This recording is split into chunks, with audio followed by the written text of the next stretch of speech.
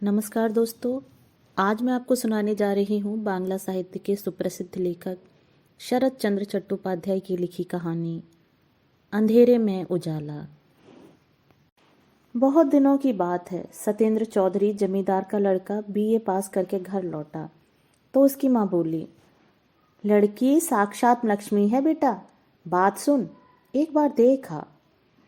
सत्येंद्र ने सिर हिलाकर कहा, नहीं माँ, अभी मुझसे किसी तरह न होगा, इससे मैं पास नहीं हो सकूंगा। क्यों नहीं हो सकेगा? बहू रहेगी मेरे पास, तू पढ़ेगा लिखेगा कलकत्ते में, पास होने में तुझे क्या बाधा होगी? मैं तो सोच ही नहीं पाती सत्तू। नहीं माँ, बहुत सुविधाजनक नहीं होगा, अभी मेरे पास समय नहीं है, इत्यादि कहता कहता सत्य बाहर जाने लगा। माँ बोली, जा मत, ठहर, और भी बात है। थोड़ी रुककर बोली, मैंने वचन दिया है बेटा, मेरा मान नहीं रखेगा? सत्य लौटकर खड़ा हो असंतुष्ट होकर बोला, बिना पूछे वचन क्यों दे दिया? लड़के की बात सुनकर माँ के हृदय को दुख हुआ। बोली, वह मुझसे अपराध हो गया, परंतु मुझे तो माँ की बात रखनी ही होगी। इसके अतिरिक्त विधवा की लड़की बड़ी दुखी है। बात सुन सत्य, राजी हो जा। अच्छा फिर बताऊंगा, कहकर वह बाहर चला गया। माँ बहुत देर चुपचाप खड़ी सोचती रही। यह उनकी एकमात्र संतान है। 7-8 वर्ष हुए पति का स्वर्गवास हो गया, तब से विधवा स्वयं ही नायब गुमाश्ताओं की सहायता से बड़ी जमींदारी का शासन करती आ रही हैं। लड़का कलकत्ता रहकर कॉलेज में पढ़ता है। जमींदारी गृहस्थी का कोई समाचार भी उसे रोक नहीं पाता। माता ने मन ही मन सोच रखा था, लड़के के वकालत पास कर लेने पर उसका विवाह करेगी एवं पुत्र और पुत्रवधू के हाथ में जमींदारी गृहस्थी का संपूर्ण भार देकर निश्चिंत हो जाएगी। इससे पूर्व लड़के को गृहस्थ बनाकर वे उसकी उच्च शिक्षा में बाधा नहीं बनेंगी। परंतु बात कुछ और ही बदल गई। पति की मृत्यु के पश्चात इस घर में इतने दिनों तक कोई काज कर्म नहीं हुआ। उस दिन किसी एक व्रत के उपलक्ष्य में सारे गांव को न्योता दे दिया। स्वर्गवासी अतुल मुखर्जी की दरिद्र विधवा 11 वर्ष की लड़की को लेकर निमंत्रण रखने आई थी। वह लड़की उन्हें बहुत पसंद आई। केवल यह लड़की अत्यंत सुंदरी हो सो ही नहीं, इतनी सी उम्र में ही लड़की अशेष गुणवती है, यह भी उन्होंने 2-4 बातें करके ही समझ लिया था। माँ मन ही मन बोली, अच्छा पहले तो लड़की दिखाऊंगी, तब फिर कैसे पसंद नहीं होगी देखा जाएगा। दूसरे दिन दोपहर का समय सत्य भोजन करने के लिए माता के कमरे में घुसते ही स्तब्ध खड़ा रह गया। उसके खाने की जगह के ठीक सामने आसन बिछाकर माँ ने बैकुंठ की लक्ष्मी देवी को हीरा मुक्ताओं से सजाकर बैठा रखा था। माँ घर में घुसते ही बोली, खाने के लिए बैठ। सत्येंद्र जैसे सोते से जगा। वह हड़बड़ाता हुआ बोला, यहाँ क्यों, और कहीं मुझे खाने को परोस दो। माँ मंद मंद मुस्कराती हुई बोली, तू सचमुच ही विवाह करने तो जा नहीं रहा है, इस छोटी सी लड़की के सामने तुझे लज्जा क्यों आती है? मैं किसी से लज्जा नहीं करता, कहकर सत्य पेंच जैसा मुंह बनाकर सामने बिछे आसन पर बैठ गया। माँ चली गई। 2 मिनट के भीतर ही वह भोजन सामग्री को थोड़ा बहुत मुंह में डालकर उठ गया। बाहर वाले कमरे में घुसते हुए देख मित्र लोग आ जुटे हैं और 64 छक्के डाले जा रहे हैं। उसने पहले से ही दृढ़ आपत्ति प्रकट करते हुए कहा, मैं किसी तरह नहीं बैठ सकूंगा, मेरा सिर भारी हो रहा है, कहकर कमरे के एक कोने में सरक तकिए पर माथा रखकर आंखें बंद करके सो गया। मित्रों को मन ही मन कुछ आश्चर्य हुआ एवं खेलने वालों की कमी होने के कारण चौसर उठाकर शतरंज बिछा ली। शाम तक बहुत हारकर जीत हुई, परंतु सत्य एक बार भी नहीं उठा, एक बार भी नहीं पूछा कौन हारा कौन जीता। आज यह सब उसे अच्छा नहीं लग रहा था। मित्रों के चले जाने पर वह मकान के अंदर पहुंचकर सीधा अपने ही कमरे को जा रहा था। रसोई घर के बरामदे में से माँ ने पूछा, इस समय सोने जा रहा है रे? सोने नहीं, पढ़ने जा रहा हूँ। एमए की पढ़ाई सरल नहीं है ना, समय नष्ट करने से कैसे चलेगा, कहकर वह गूढ़ संकेत कर धम धम करता हुआ ऊपर चढ़ गया। आधा घंटा बीत गया। उसने एक पंक्ति भी नहीं पढ़ी। टेबल के ऊपर पुस्तक खुली पड़ी थी। कुर्सी को हिलाता हुआ ऊपर की ओर मुंह किए वह छत की कड़ियों को गिन रहा था। तभी अचानक ध्यान भंग हो गया। उसने कान खड़े करते हुए सुना, झम। फिर थोड़ी देर बाद झम झम। सत्य ने सीधे उठकर बैठते हुए देखा वही सिर से पांव तक गहने पहने हुए लक्ष्मी देवी जैसी लड़की धीरे धीरे पास आकर खड़ी हो गई। सत्य टकटकी लगाए देखता रहा। लड़की ने कोमल कंठ में कहा, माँ ने आपकी राय पूछी है। सत्य ने एक क्षण भर मौन रहकर प्रश्न किया, किसकी माँ? लड़की ने कहा, मेरी माँ। सत्य उसी समय प्रत्युत्तर नहीं ढूंढ सका। क्षण भर बाद बोला, मेरी माँ से पूछते ही पता चल जाएगा। लड़की लौटी जा रही थी। सत्य ने अचानक प्रश्न कर डाला, तुम्हारा नाम क्या है? मेरा नाम राधा रानी है, कहकर वह चली गई। किसी प्रकार राधा रानी जबरदस्त ध्यान भुलाकर सत्य एमए पास करने के लिए कलकत्ता चला आया है। विश्वविद्यालय की समस्त परीक्षाओं में उत्तीर्ण होने तक किसी भी प्रकार नहीं, बहुत संभव है बाद में भी नहीं, वह विवाह ही नहीं करेगा। कारण, गृहस्थी में पड़ जाने से मनुष्य का आत्म संभ्रम नष्ट हो जाता है, इत्यादि इत्यादि। तो भी रह रहकर उसका संपूर्ण मन जैसे न जाने कैसा हो उठता है। कहीं भी कोई नारी मूर्ति देखते ही एक अन्य छोटा सा मुख उसके पास ही प्रकट होकर उसको ढकता हुआ अकेला विराजमान हो उठता है। सत्य किसी भी प्रकार उस लक्ष्मी प्रतिमा को नहीं भूल पाता। सदैव से ही वह नारी के प्रति उदासीन रहा है। अचानक यह उसे क्या हो गया है कि वह राह घाट में भी कहीं भी एक विशेष उम्र की किसी लड़की को देखते ही उसे अच्छी तरह देखने की इच्छा हो उठती है। हजार चेष्टाएं करने पर भी वह जैसे किसी प्रकार आंखें नहीं हटा पाता। देखते देखते अचानक शायद अत्यंत लज्जित होकर संपूर्ण शरीर बार बार सिहर उठता है और वह उसी समय किसी भी एक रास्ते को पकड़कर शीघ्रतापूर्वक खिसक जाता है। सत्य को तैरकर स्नान करना बहुत अच्छा लगता था। उसके चोर बागान के निवास से गंगा नदी दूर नहीं है।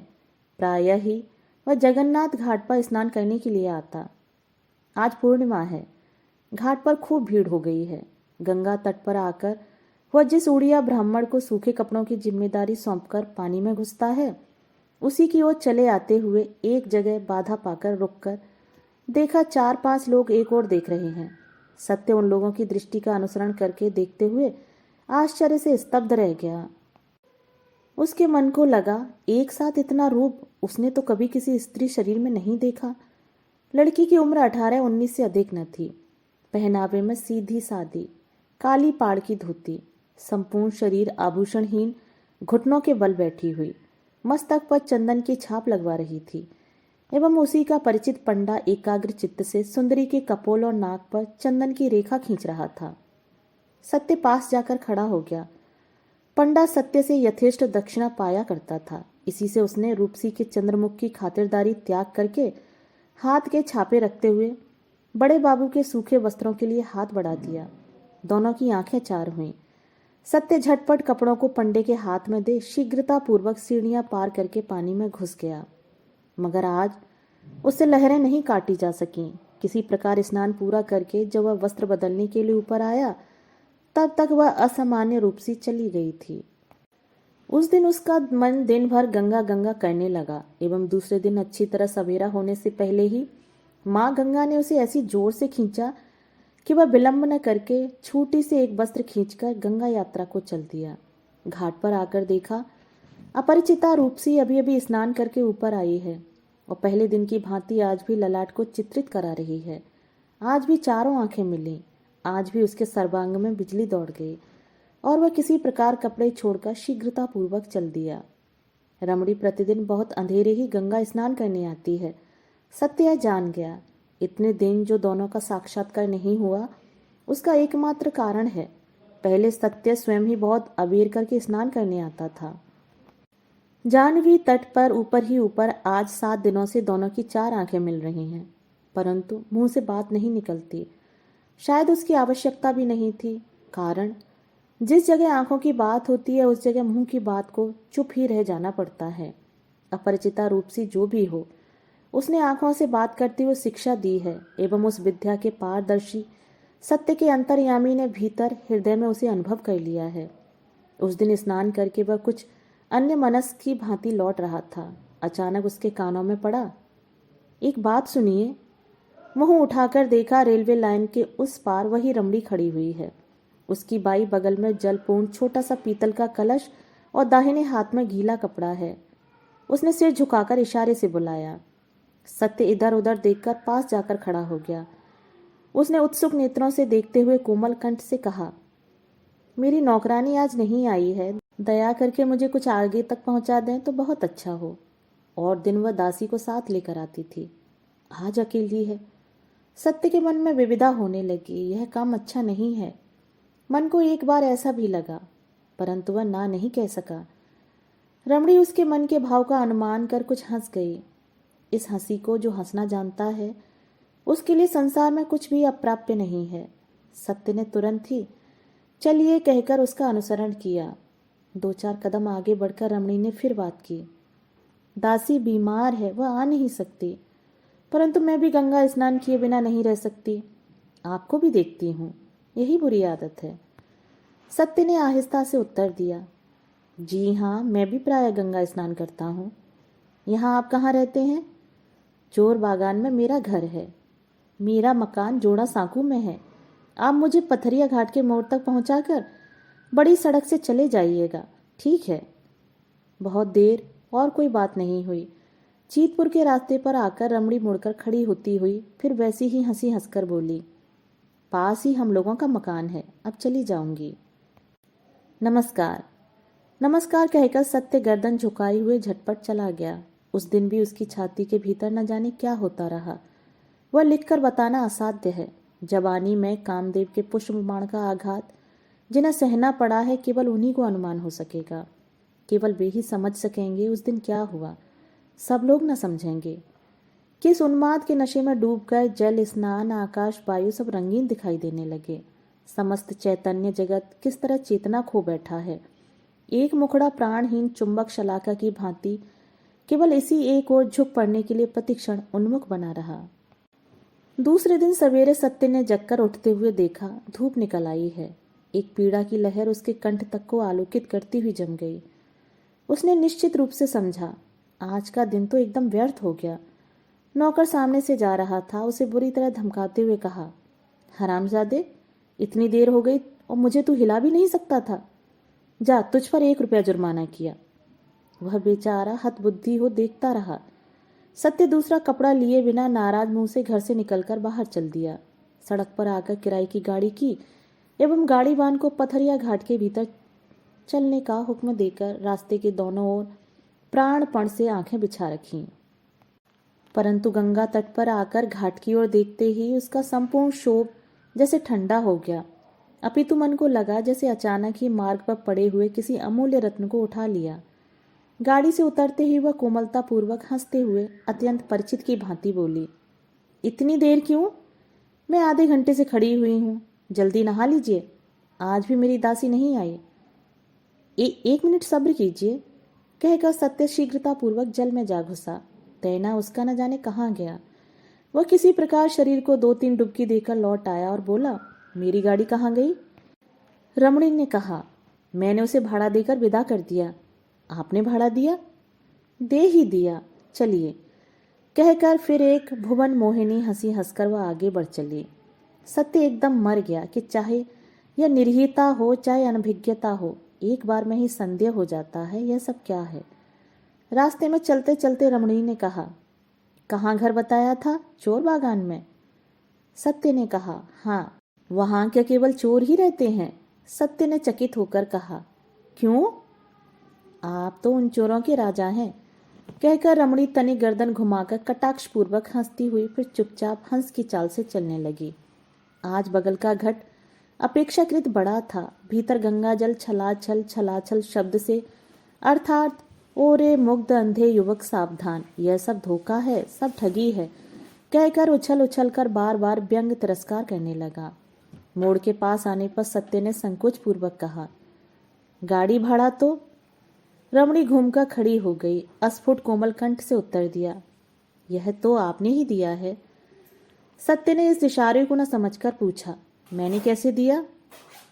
मेरे पास और है क्या जो दूंगी? जो था वह सभी तो तुमने चोर डकैती से ले लिया, कहकर उसने आश्चर्य से मुंह फेर लिया। शायद अपनी उच्च बसित हंसी के बेग को जबरदस्ती रोकने लगी। इस अभिनय को सत्य देख नहीं पाया। इसी से इस चेहरे के प्रच्छन्न इंगित ने तीव्र तड़ित रेखा की भांति उसके संदेह के जाल को भीतर तक विदीर्ण करते हुए छाती के अंतः स्थल तक प्रकाशित कर डाला।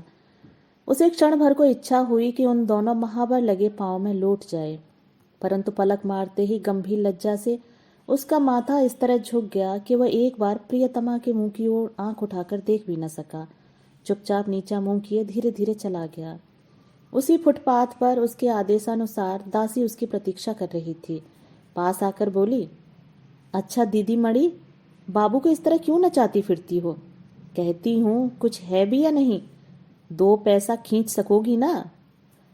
रमणी हंसकर बोली, सो नहीं जानती, परंतु बेवकूफ लोगों की नाक में रस्सी डालकर घुमाने में मुझे बहुत अच्छा लगता है। दासी भी कुछ देर तक हंसकर बोली, यह भी तुम ही कर सकती हो, परंतु कुछ भी कहो दीदी मणि, देखने में जैसे राजकुमार हैं, जैसे आंखें और मुंह है वैसा ही रंग भी है। तुम दोनों सच मानो खड़े होकर बातें कर रहे थे तो लगता था जैसे गुलाब के 2 फूल खिले हुए हों। रमणी मुंह बिचकाकर हंसती हुई बोली, अच्छा चल, पसंद आ गया हो तो, ना हो तो तू ही ले लेना। दासी भी हारने वाली नहीं थी। उसने जवाब दिया, नहीं दीदी मणि, वह वस्तु प्राण रहते अन्य किसी को नहीं दे सकोगी, यह कह देती हूँ। ज्ञानियों ने कहा है असंभव घटना आंखों देखी होने पर भी नहीं कहनी चाहिए, कारण अज्ञानी लोग उस पर विश्वास नहीं करेंगे। इसी अपराध से श्रीमंत बेचारा किसी शमशान में जा चुका है। खैर कुछ भी हो, एकदम सच्ची बात है कि सत्य जैसे आदमी ने उस दिन घर लौटकर टेनिसन की कविताएं पढ़ी एवं डॉन जॉन की कविताओं का बंगला अनुवाद करने बैठ गया। वह इतना बड़ा हो चुका था, परंतु इस बार भी इस संशय का कण भर भी उसके मन में नहीं उठा कि दिन के समय में शहरी राह घाट में ऐसे अद्भुत प्रेम की बाढ़ संभव भी हो सकती है या नहीं, अथवा उस बाढ़ का प्रवाह यदि सर्वांग को डुबाता हुआ उठा तो वह निरापद भी रह सकेगा या नहीं। 2 दिन बाद स्नान करके घर लौटते हुए मार्ग में अपरिचिता ने अचानक कहा, कल रात थिएटर देखने गई थी। सरला का कष्ट देखते ही छाती फटने लगती है ना? सत्य ने सरला का नाटक नहीं देखा था, स्वर्णलता नामक पुस्तक अवश्य पढ़ी थी। धीरे से बोला, हाँ, बहुत बार दुख पाकर ही उसकी मृत्यु हुई। रमणी दीर्घ निश्वास छोड़ती हुई बोली, ओफ, कितना भयानक कष्ट। अच्छा, सरला ने अपने पति को इतना प्यार क्यों किया और उसकी जिठानी क्यों नहीं कर सकी, कह सकते हैं? सत्य ने संक्षेप में उत्तर दिया, यह स्वभावजन्य है। रमणी बोली, ठीक यही बात है। विवाह तो सभी का होता है, परंतु सभी स्त्री पुरुष क्या परस्पर समान रूप से प्रेम कर पाते हैं? नहीं कर पाते। कितने लोग हैं जो जीवन पर्यंत यह नहीं जान पाते कि प्रेम क्या वस्तु है। जानने की क्षमता ही उनमें नहीं होती। देखिए, कितने ही लोग गाने बजाने को 1000 अच्छा होते हुए भी मन लगाकर नहीं सुन पाते। कितने ही लोग किसी तरह नाराज नहीं होते, नाराज हो ही नहीं सकते। लोग उनके बहुत गुण गाते हैं, परंतु मेरी तो निंदा करने की इच्छा होती है। सत्य ने हंसते हुए कहा, क्यों?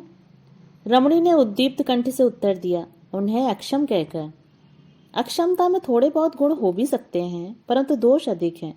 यही जैसे सरला का जेठ स्त्री के इतने बड़े अत्याचार पर भी उससे नाराज नहीं होता।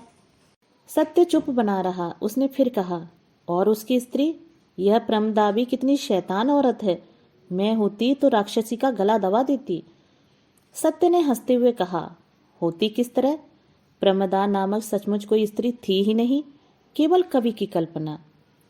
रमणी बीच में ही रोककर बोली, तो ऐसी कल्पना ही क्यों की गई?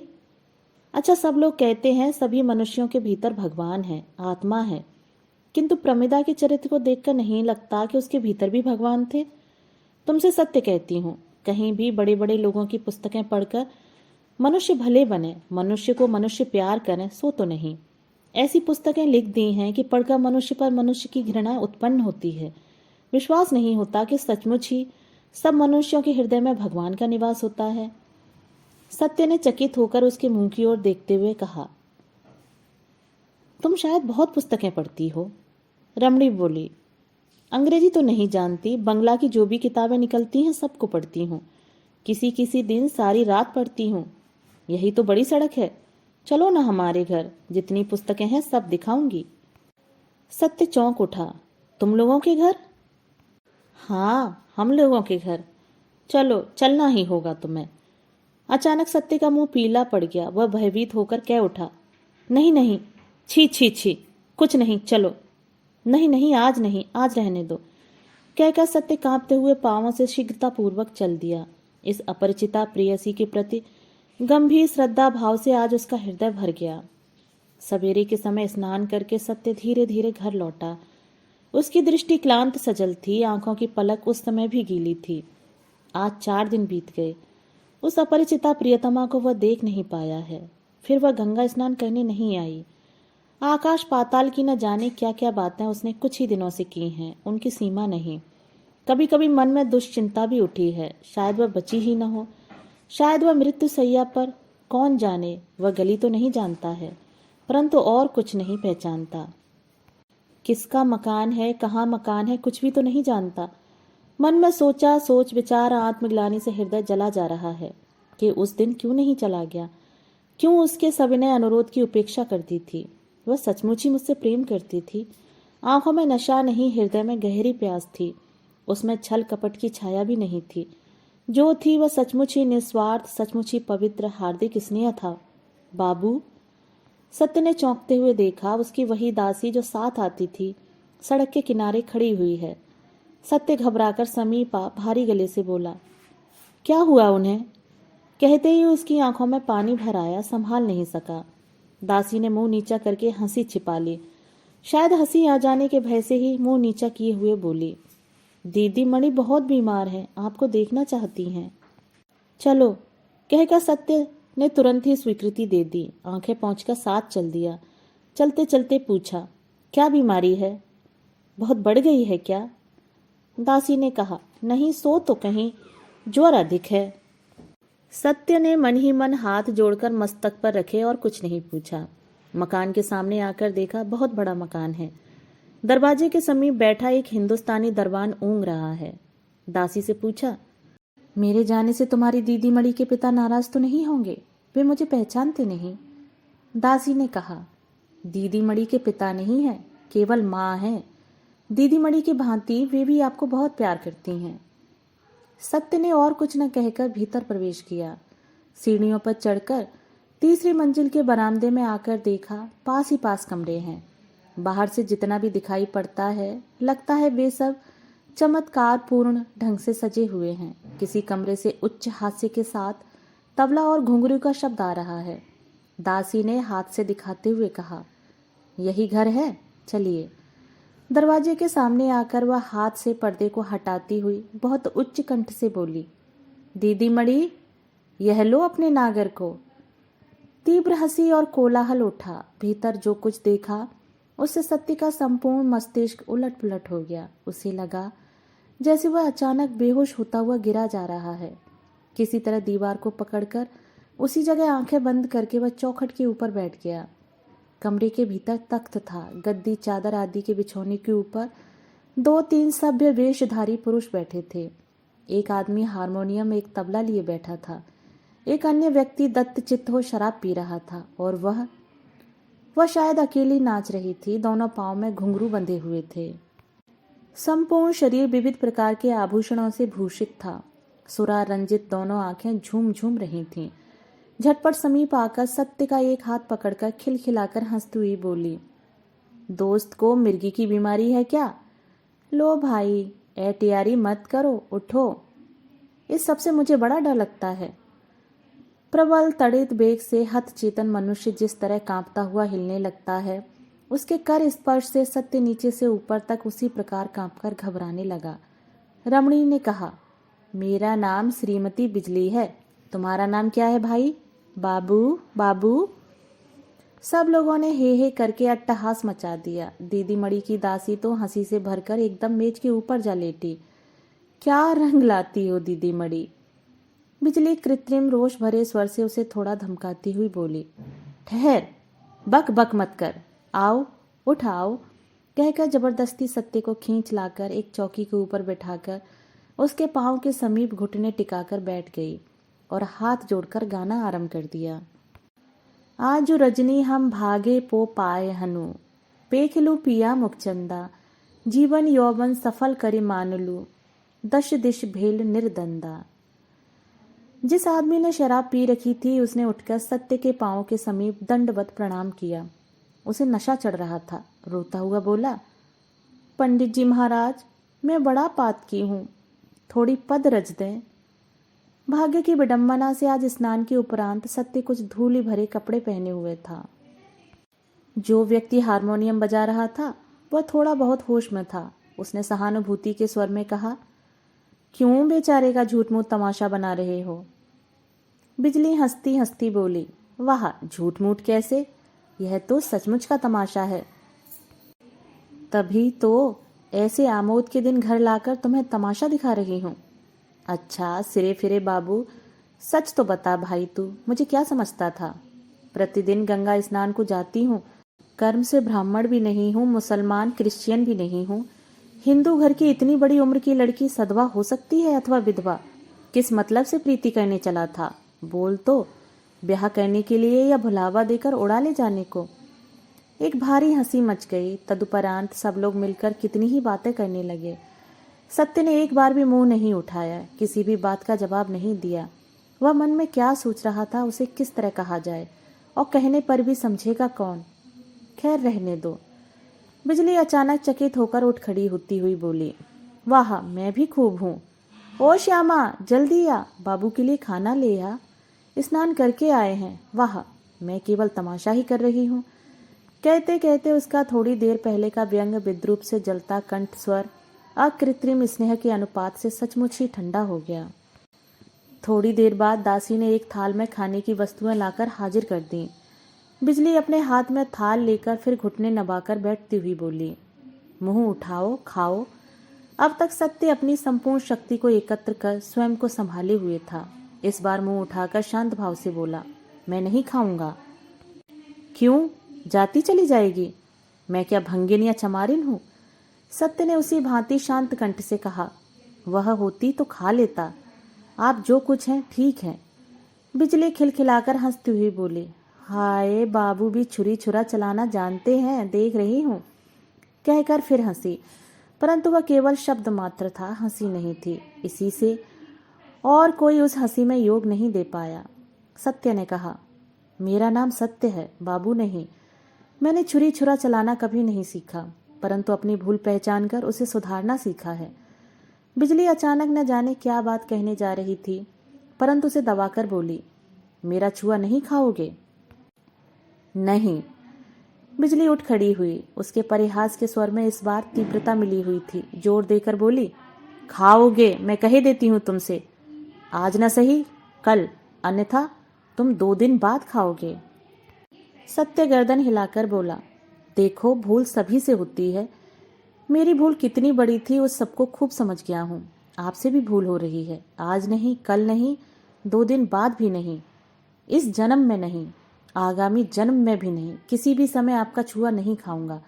आज्ञा दीजिए, मैं जाऊं। आपके निश्वास से मेरा रक्त सूखा जा रहा है। उसके मुंह पर गंभीर घृणा की ऐसी सुस्पष्ट छाया पड़ी कि वह शराबी की आंखों से भी नहीं छुप सकी। उसने सिर हिलाकर कहा, बिजली बीबी, अरिस्केशु रसस्य निवेदन, जाने दो, जाने दो। सवेरे सवेरे ही इसने सारा मजा मिट्टी कर दिया। बिजली ने जवाब नहीं दिया। स्तंभित होकर सत्य के मुंह की ओर देखती हुई खड़ी रही। वास्तव में उससे भयानक भूल हो गई थी। वह तो कल्पना भी नहीं कर सकती थी कि ऐसा मुंह चोर व्यक्ति इस तरह भी बोल सकेगा। सत्य आसन छोड़कर उठ खड़ा हुआ। बिजली मृदु स्वर में बोली, थोड़ा और बैठो। शराबी सुनते ही चिल्ला उठे, ओ ऊहू, पहली चोट में थोड़ा जोर दिखाएगा, जाने दो, जाने दो, डोर ढीली करो, डोर ढीली करो। सत्य कमरे के बाहर आ गया। बिजली ने पीछे से आकर राह रोकते हुए धीरे धीरे कहा, वे लोग देख लेते, इसी से, अन्यथा मैं हाथ जोड़कर कहती हूँ, मुझसे बड़ा अपराध हो गया है। सत्य दूसरी ओर मुंह करके चुपचाप बना रहा। उसने दोबारा कहा, यह बगल वाला कमरा मेरे लिखने पढ़ने का कमरा है। एक बार देखोगे नहीं? एक बार आओ, माफी चाहती हूँ। नहीं, कहकर सत्य सीढ़ियों की ओर अग्रसर हुआ। बिजली पीछे पीछे चलती हुई बोली, कल मुलाकात होगी? नहीं। तो क्या कभी मुलाकात नहीं होगी? नहीं। रुदन से बिजली का कंठ रुद्ध हो गया। थूक निगलकर जोर लगाकर गले को साफ करती हुई बोली, मुझे विश्वास नहीं होता कि फिर मुलाकात नहीं होगी, परंतु तो भी यदि ना हो तो बताओ, मेरी इस बात पर विश्वास करोगे? भग्न स्वर सुनकर सत्य चकित हो गया। परंतु इन 15-16 दिनों से जो अभिनय उसने देखा था उनके आगे तो यह कुछ भी नहीं है। तो भी वह मुंह फेर कर खड़ा हो गया। उस मुख की प्रत्येक रेखा पर सुदृढ़ अविश्वास को पढ़कर बिजली की छाती फट गई। परंतु वह क्या करेगी? हाय हाय, विश्वास कराने के सभी उपाय उसने जैसे कूड़े करकट की भांति अपने ही हाथ से झाड़कर फेंक दिए थे। सत्य ने पूछा, क्या विश्वास करूं? बिजली के होंठ कांप उठे परंतु स्वर नहीं निकला। आंसुओं के भार से बोझिल दोनों नेत्र क्षण भर के लिए ऊपर उठाकर नीचे कर लिए। सत्य ने उन्हें भी देखा, परंतु आंसू क्या नकली नहीं होते? बिजली मुंह उठाए बिना भी समझ गई सत्य प्रतीक्षा कर रहा है, परंतु उस बात को वह किसी प्रकार भी मुंह से बाहर नहीं निकाल सकी जो बाहर निकलने के लिए उसकी छाती के अंजर पंजरों को तोड़े फोड़े दे रही थी। वह प्यार करती थी। उस प्यार की बात को सार्थक करने के लिए वह इस रूप की भंडार देह का भी शायद एक फटे हुए कपड़े के टुकड़े की भांति त्याग कर सकती थी। परंतु कौन उसका विश्वास करेगा? वह तो दागी आसामी है। अपराधी के 100 करोड़ चिन्ह सर्वांग पर लगाए विचारक के सामने खड़ी होकर आज वह किस प्रकार मुंह लाए कि अपराध करना ही उसका पेशा अवश्य है, परंतु इस बार वह निर्दोष है। जितना विलंब होने लगा उतना ही वह समझने लगी। विचारक उसे फांसी का हुक्म देने बैठा है, परंतु किस तरह वह रोकेगी उसे? सत्य अधीर हो उठा था। वह बोला, जा रहा हूँ। बिजली तब भी मुंह नहीं उठा सकी, परंतु इस बार बोली, जाओ, परंतु जिस बात पर अपराध में डूबी रहने पर भी मैं विश्वास करती हूँ उस बात का अविश्वास करके तुम अपराधी मत बनना। विश्वास करो, सभी के शरीर में भगवान वास करते हैं। जीवन पर्यंत वे शरीर को छोड़कर नहीं जाते। कुछ ठहर कर कहा, सभी मंदिरों में देवता की पूजा नहीं होती तो भी वे देवता हैं। उन्हें देखकर सिर चाहे न झुका सकें, परंतु उन्हें ठुकरा कर भी नहीं जाया जा सकता। कहकर पद शब्द सुनकर उसने मुंह उठाकर देखा। सत्य धीरे धीरे चुपचाप चला जा रहा था। स्वभाव के विरुद्ध विद्रोह किया जा सकता है, परंतु उसे बदला तो नहीं जा सकता।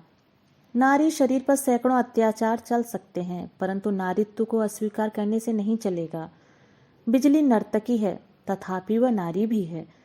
जीवन भर 1000 अपराधों की अपराधनी रही तो भी उसकी यह देह नारी देह ही तो है। घंटे भर बाद जब वह कमरे में लौटकर आई उस समय उसकी लांछित अर्धमृत नारी प्रकृति अमृत के स्पर्श से जगकर उठ बैठी थी। इस अत्यंत थोड़े से समय के भीतर ही उसके संपूर्ण शरीर में न जाने कैसा अद्भुत परिवर्तन हो गया था। उसे शराबी तक खूब समझ गया। वह मुंह खोलकर कह बैठा, क्यों बिजली, आंखों की पलक तो भीगी हुई हैं। भैया रे, लौंडा भी एक ही जिद्दी था। ऐसी वस्तुएं भी मुंह में नहीं डाली। 2-2 थाली जरा आगे तो बढ़ा दो रे। कहकर स्वयं ही थाली खींचकर खाने लगा। उसकी एक भी बात बिजली के कानों में नहीं पड़ी। अचानक अपने पांव में बंधे दिखाई देने वाले घुंघरुओं ने जैसे बिच्छुओं की भांति उसके दोनों पांव में डंक मार दिया। उसने झटपट उन्हें खोलकर फेंक दिया। एक आदमी ने पूछा, खोल भी दिए? बिजली मुंह उठाकर थोड़ा हंसती हुई बोली, अब इन्हें नहीं पहनूंगी। अर्थात अब कभी नहीं, बाई जी मर गई। शराबी संदेश चबा रहा था। बोला, किस रोग से बाई जी? बाई जी फिर हंसी। यह वही हंसी थी। हंसती हुई बोली, जिस रोग से दीपक जलने पर अंधेरा मर जाता है, सूर्य निकलने पर रात्रि मर जाती है, आज उसी रोग से तुम लोगों की बाई जी सदैव के लिए मर गई भाई। 4 वर्ष बाद की बात कर रहा हूँ। कलकत्ता के एक बड़े मकान में जमींदार के लड़के का अन्नप्राशन है। खाने पीने का विशाल आयोजन समाप्त हो चुका है। संध्या के बाद बाहर वाले मकान में प्रशस्त आंगन में महफिल का प्रबंध है। आमोद प्रमोद नृत्य गायन का आयोजन चल रहा है। एक और 3-4 नर्तकियां हैं, यही नृत्य गायन करेंगी। दूसरी मंजिल के बरामदे में चिक की आड़ में बैठी राधा रानी अकेले नीचे के जन समागम को देख रही थी। निमंत्रिता महिलाओं का अभी शुभागमन नहीं हुआ था। चुपचाप पीछे से आकर सत्येंद्र ने कहा, इतना मन लगाकर क्या देख रही हो, बताओ तो। राधा रानी अपने स्वामी की ओर मुड़कर देखती हुई मुस्कुराकर बोली, जिसे सब लोग देखने आए हैं। बाई जी की साज सज्जा, परंतु अचानक तुम यहाँ? पति ने हंसकर जवाब दिया, अकेली बैठी हो, इसी से एक बात कहने आया हूँ। ऐसा? सचमुच? अच्छा, देख रही हो तो बताओ तो, उनमें सबकी अपेक्षा तुम्हें कौन सी अधिक पसंद है? इधर वाली, कहकर राधा रानी ने उंगली उठाकर जो स्त्री सबसे पीछे अत्यंत सीधी सादी पोशाक पहनी बैठी थी उसे दिखा दिया। पति ने कहा, वह तो अत्यंत रुग्ण है। सो भले ही हो, यही सबसे अधिक सुंदरी है, परंतु बेचारी गरीब है, शरीर में गहने बहने इन सब की भांति नहीं है। सत्येंद्र गर्दन हिलाकर बोला, यह होगा, परंतु इन सब की मजदूरी कितनी है जानती हो? नहीं। सत्येंद्र ने हाथ से दिखाते हुए कहा, ये 30-30 रुपए की हैं, और जिसे गरीब कहती हो उसके 200 रुपए। राधा रानी चौंक उठी। 200? क्यों, वह क्या बहुत अच्छा गाती है? कान से कभी सुना नहीं। लोग कहते हैं 4-5 वर्ष पहले बहुत अच्छा गाती थी, परंतु अब गा सकेगी या नहीं कहा नहीं जा सकता। तब इतने रुपए देकर क्यों लाए? इससे कम पर वह नहीं आती। इतने पर भी आने को राजी नहीं थी। बहुत मना मनू कर लाई गई। राधा रानी और अधिक चकित होकर पूछने लगी, रुपए देकर भी मनाना मनूना क्यों? सत्येंद्र समीप ही चौकी खींचकर बैठता हुआ बोला, उसका पहला कारण, उसने व्यवसाय छोड़ दिया है। गुण उसका कितना भी हो, इतना रुपया कोई सहज ही देना भी नहीं चाहता। उसका भी आना नहीं होता, यही उसकी बात है। दूसरा कारण मेरी अपनी ही गरज है। इस बात पर राधा रानी ने विश्वास नहीं किया, तो भी आग्रह से आगे खिसक कर बैठती हुई बोली, तुम्हारी गरज लाख होगी, परंतु व्यवसाय क्यों छोड़ दिया? सुनोगी? हाँ बोलो। सत्येंद्र क्षणभर चुप रहकर बोला, उसका नाम बिजली है। एक समय, किंतु यहाँ पर लोग आ जाएंगे रानी, घर में चलोगी? चलूंगी, चलो, कहकर राधा रानी उठकर खड़ी हो गई। पति के पांव के पास बैठकर सब कुछ सुनकर राधा रानी ने आंचल से आंखें पोंछ लीं। अंत में बोली, इसी से आज उसका अपमान करके बदला लोगे? यह बुद्धि तुम्हें किसने दी? इधर सत्येंद्र की आंखें भी शुष्क नहीं थीं, बहुत बार गला भी भर आया था। वह बोला, अपमान अवश्य है, परंतु उस अपमान को हम 3 लोगों के अतिरिक्त तो और कोई नहीं जान सकेगा, कोई जानेगा भी नहीं। राधा रानी ने जवाब नहीं दिया। एक बार फिर आंचल से आंखें पोंछकर बाहर चली गई। निमंत्रित भद्र पुरुषों से महफिल भर गई थी एवं ऊपर वाले बरामदे में बहुत सी स्त्रियों के कंठ का सलज्ज चीत्कार चिक के आवरण को भेदता हुआ आ रहा था। अन्यान्य नर्तकियां तैयार हो चुकी थीं। केवल बिजली उस समय भी सिर झुकाए बैठी थी। उसकी आंखों से पानी गिर रहा था। लंबे 5 वर्षों में उसका संचित किया हुआ धन प्रायः समाप्त हो चुका था। उसी के अभाव की ताड़ना से बाध्य होकर फिर वही कार्य अंगीकार करके आई थी जिसे उसने शपथ करके त्याग दिया था, परंतु वह मुंह उठाकर खड़ी नहीं हो पा रही थी। अपरिचित पुरुषों की तृष्णा दृष्टि के सम्मुख शरीर जैसे पत्थर की भांति भारी हो उठेगा। पांव इस तरह दोहरे होकर टूट पड़ना चाहेंगे। इसकी वजह 2 घंटे पहले कल्पना तक नहीं कर सकी थी। आपको बुला रही हैं। बिजली ने मुंह उठाकर देखा। पास ही खड़ा हुआ है एक 12-13 वर्ष का लड़का। उसने ऊपर के बरामदे की ओर निर्देश करते हुए दोबारा कहा, माँ जी आपको बुला रही हैं। बिजली विश्वास नहीं कर पाई। जिज्ञासा की, कौन बुला रही हैं? माँ जी बुला रही हैं। तुम कौन हो? मैं घर का नौकर हूँ। बिजली गर्दन हिलाकर बोली, मुझे नहीं, तुम फिर पूछ कर आओ। बालक थोड़ी देर बाद लौटकर आकर बोला, आपका नाम बिजली है ना? आप ही को बुला रही हैं। आइए मेरे साथ, माँ जी खड़ी हुई हैं। चलो, कहकर बिजली झटपट पांव के घूंघर खोलकर उनका अनुसरण करती हुई अंदर प्रविष्ट हुई। मन में सोचा, गृहिणी की कोई विशेष फरमाइश है, इसीलिए वहां बुलाया गया है। शयन गृह के दरवाजे के समीप राधा रानी बालक को गोद में लिए खड़ी हुई थी। त्रस्त कुंठित पांव से बिजली के सामने खड़े होते ही वह आदर पूर्वक हाथ पकड़कर उसे भीतर खींच लाई। एक चौकी के ऊपर जबरदस्ती बैठाकर मुस्कुराती हुई बोली, दीदी पहचानती हो? बिजली आश्चर्य से हतबुद्धि हो रही। राधा रानी गोद के लड़के को दिखाती हुई बोली, छोटी बहन को शायद पहचाना नहीं दीदी, इसका दुख नहीं है, परंतु इसे न पहचान पाने पर सचमुच ही झगड़ा करूंगी। कहकर मुंह दबाकर मंद मंद मुस्कुराने लगी। ऐसी हंसी देखकर भी बिजली कोई बात न कह सकी, परंतु उसका अंधकार पूर्ण आकाश धीरे धीरे स्वच्छ होने लगा। उस अनिद्य सुंदर मातृमुख से सद्य विकसित गुलाब जैसे शिशु के मुख की ओर उसकी दृष्टि बंधी रह गई। राधा रानी निस्तब्ध थी। बिजली निर्निमेष आंखों से देख देख कर अचानक उठ खड़ी हुई। दोनों हाथ फैलाकर शिशु को गोद में लेकर जोर से छाती से चिपटाकर झरझर करती हुई रो पड़ी। राधा रानी ने कहा, दीदी, समुद्र को मत कर विष तो स्वयं पी लिया और समस्त अमृत इस छोटी बहन को दे दिया है। उन्होंने तुमसे प्यार किया था, इसीलिए मैंने उन्हें पाया है। सत्येंद्र के एक छोटे से फोटोग्राफ को हाथ में उठाए बिजली टकटकी बांधे देख रही थी। मुंह उठाकर मुस्कुराती हुई बोली, विष का विष ही तो अमृत है बहन। मैं वंचित रह गई, उसी विष ने इस घोर पापनी को ऊपर कर दिया है। राधा रानी ने इस बात का उत्तर न देते हुए कहा, मुलाकात करोगी दीदी? बिजली क्षण भर आंखें बंद करके निश्चय करती हुई बोली, नहीं दीदी, 4 वर्ष पहले जिस दिन वे अछूत को पहचान कर घोर घृणा से मुंह फेरकर चले गए थे, उस दिन घमंड में भरकर मैंने कहा था फिर मुलाकात होगी, तुम फिर आओगे। परंतु मेरा वह घमंड रहा नहीं और वे नहीं आए। परंतु आज देख रही हूँ क्यों दर्पहारी ने मेरा वह दर्प नष्ट कर दिया। वे नष्ट करके अब किस तरह गढ़ेंगे, निकाल कर अब किस तरह लौटाएंगे, इस बात को मेरी तरह और कोई नहीं जानता बहन। कहकर वह फिर एक बार अच्छी तरह आंचल से आंखें पोंछकर बोली, प्राणों की ज्वाला से भगवान को निर्दय निष्ठुर कहकर अनेकों दोष दिए हैं, परंतु अब देख रही हूँ इस पापिष्ठा पर उन्होंने कैसी दया की है।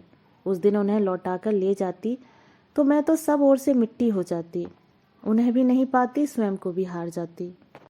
रुदन से राधा रानी का गला अवरुद्ध हो गया था, वह कुछ भी नहीं बोल पा रही थी। बिजली ने फिर सोचा था कभी मुलाकात होने पर उनके पांव पकड़कर एक बार और माफी मांगकर देखूंगी, परंतु उसकी अब जरूरत नहीं है। इस चित्र को केवल दे दो दीदी, मैं जा रही हूँ। कहकर वह उठ खड़ी हुई। राधा रानी ने भारी स्वर में कहा, फिर कब भेंट होगी दीदी? भेंट अब नहीं होगी बहन। मेरा एक छोटा सा मकान है, उसे बेचकर जितनी जल्दी हो सकेगा चली जाऊंगी। अच्छी बात है, बता सकती हो बहन, उन्होंने क्यों अचानक इतने दिनों बाद मुझे स्मरण किया?